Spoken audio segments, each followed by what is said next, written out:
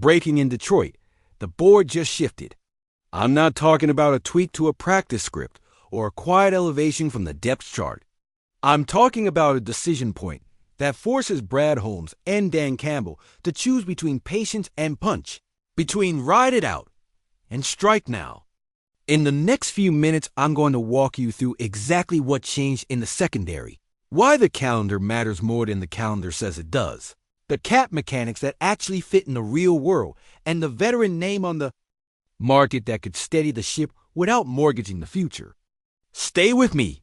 This is a film room breakdown, a front office blueprint, and a locker room pulse check all in one. Let's start with the reality on grass.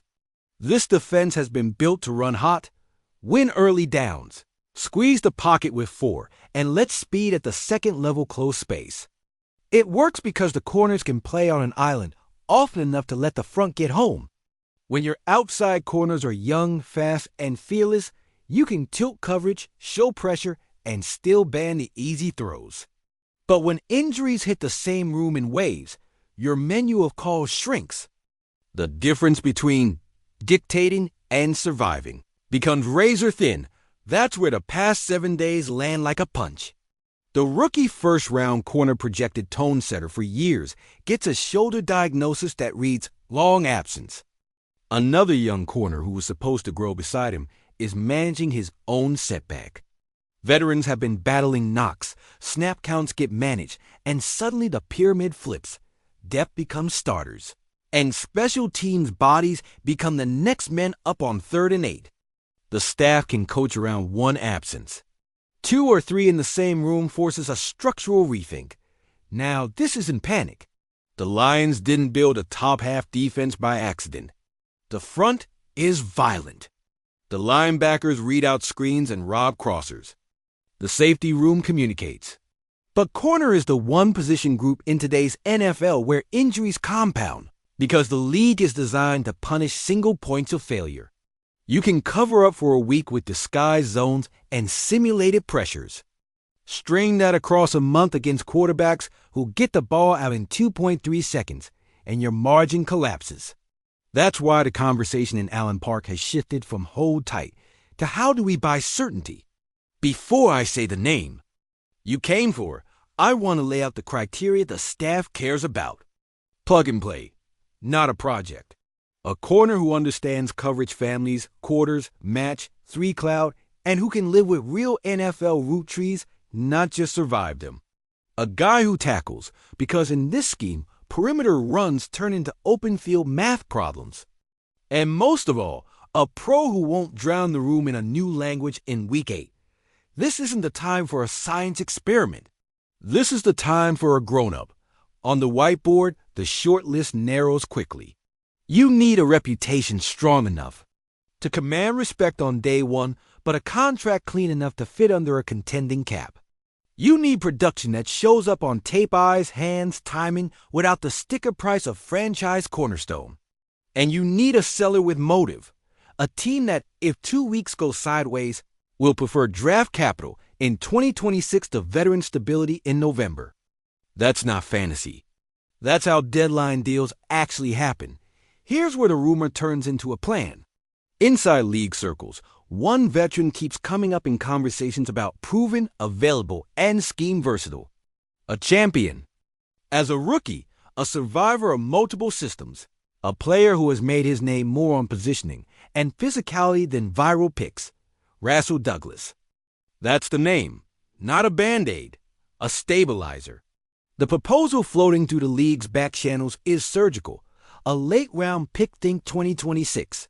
6+ conditional language tied to snap count or team success. Why so modest? Because if his current team tilts toward a reset, moving a 30-year-old corner for future capital aligns with their timeline, and for us, it aligns with the urgency of this window. Let's talk football, not headlines.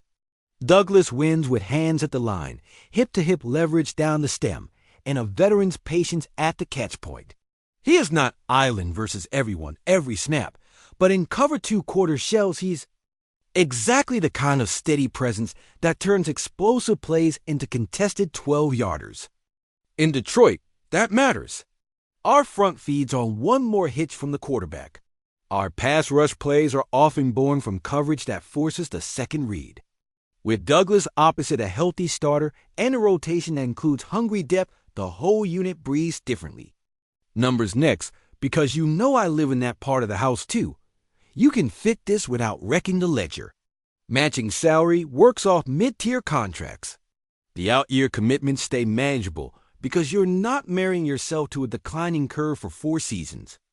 If you want insulation, add a void year or incentivize play time to keep year 1 money friendly. The quiet cost is snaps for younger guys. But the honest truth, those snaps right now are asking them to be something they're not ready to be. That's how you break confidence. This move lets them grow on schedule, while the defense stays on schedule to win. I can already hear the counterarguments, and they're fair. Don't block the rookies. Keep the picks. Trust your system. I'm with you until the injury list tells me we're asking for miracles. Picks matter, but late-round picks are lottery scratchers.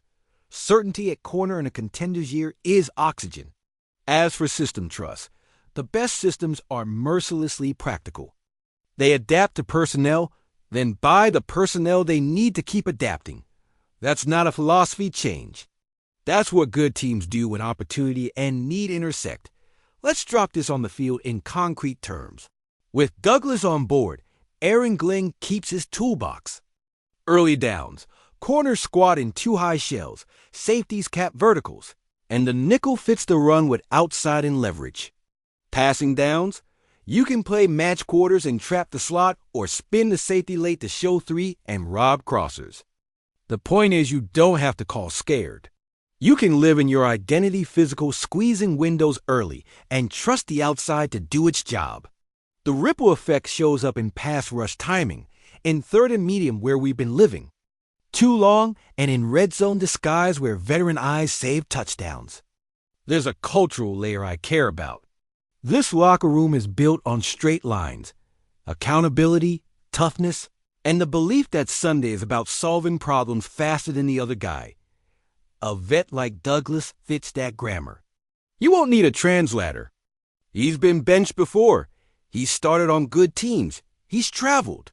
That type of resume brings the room a calm that is contagious when the ball is in the air and the crowd is loud. It also raises practice quality instantly young corners.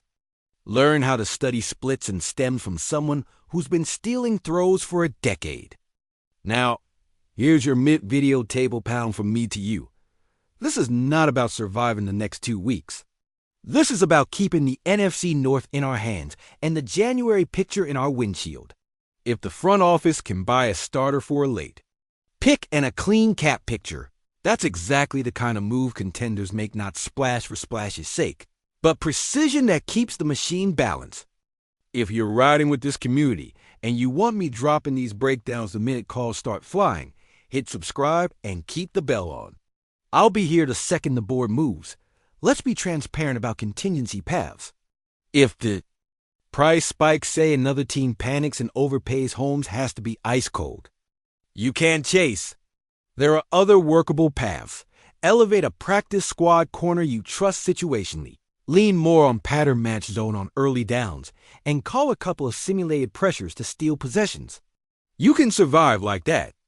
You just can't thrive like that for 2 months. That's the line.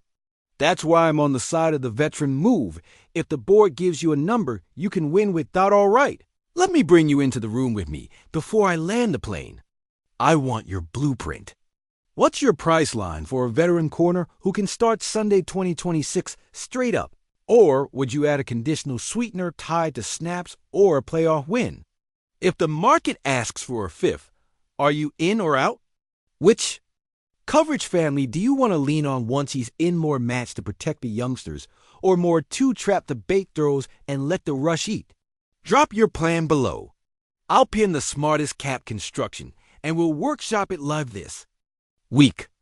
My analysis in one cut. Adversity arrived at the worst position to absorb it, and the Lions can either accept a 2-month stress test at corner or flip the script with a targeted veteran addition. The rumor around Rasul Douglas isn't noise. It's a realistic capsane path that aligns with this team's identity.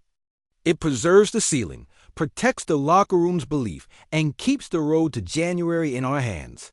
If Holmes can close at a late round price with clean structure, I want the trigger pulled. Tell me what you think in the comments: price, scheme fit, rotation plan, everything. And if you're here for real talk that respects your time, smash like so this gets in front of Detroit fans who care, and subscribe for fast updates and deeper dives. Welcome back, or welcome in the Lions News Fan Report. We're not hoping to hold the line. We're building to win the line.